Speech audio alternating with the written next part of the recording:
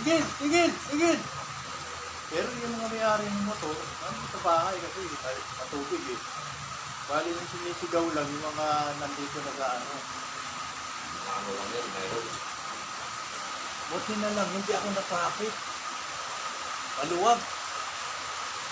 Hindi pa siya, yung mga eskwela pa, wala pang ano. Di, nanatang ko ngayon.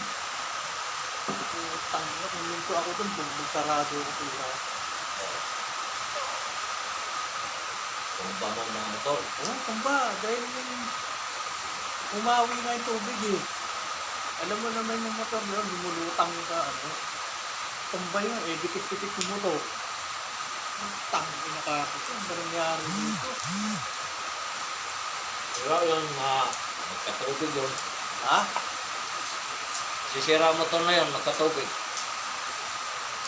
Kasi pag guminto ako, malamang matubig yung taxi.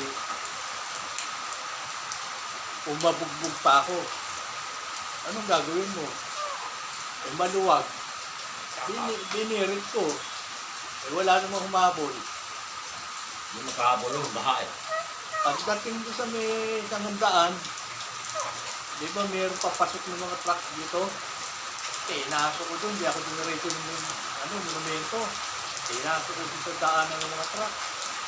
Lumabas ako dyan sa Macarthur.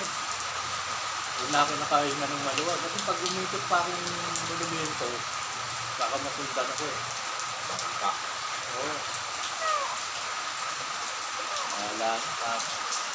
Kung meron nakaano sa akin, sana maano na lang,